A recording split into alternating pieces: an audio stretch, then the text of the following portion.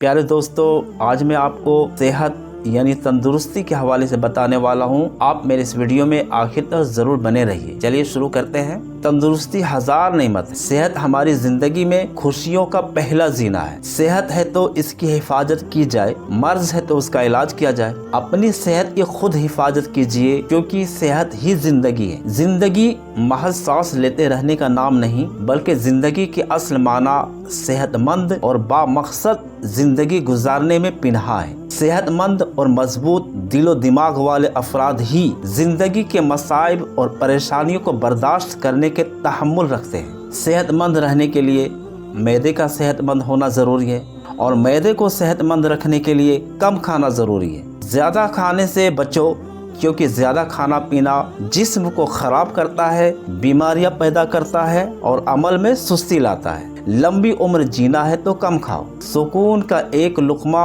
परेशानियों के अच्छे पकवान से बेहतर है। इंसान तंदुरुस्त होता है तो हर जर्रे में कशिश के सूरज जगमगाते नजर आते हैं। हुस्न और जमाल को बरकरार रखने के लिए सेहत और तंदुरुस्ती की हिफाजत निहायत जरूरी है। इंसान को सेहतमंद रहने के लिए उसका खुश रहना जरूरी है। इसलिए परेशानी, फिक्र और तरद्दुद और गुस्से से ज्यादा बचना चाहिए। सोच और फिक्र, मायूसी, गम, डर, नफरत और गुस्सा जैसे जज्बे से जिस्म को खतरा रहता है। ये सेहत को बहुत ज्यादा नुकसान पहुंचाते हैं। पैदल चलिए, सेहतमंद रहिए। पैदल चलिए, खुश रहिए। सवेरे सोना और सवेरे जागना इंसान को सेहतमंद, दौलतमंद और अक्लमंद बनाता है। जिंदगी में खुशी सेहत के बगैर नामुमकिन है। इल्म सबसे बड़ी दौलत है और सेहत सबसे बड़ा खजाना। इसलिए सेहत एक नेमत है, इसकी कदर कीजिए। जज़ाकल्लाहु खैरा।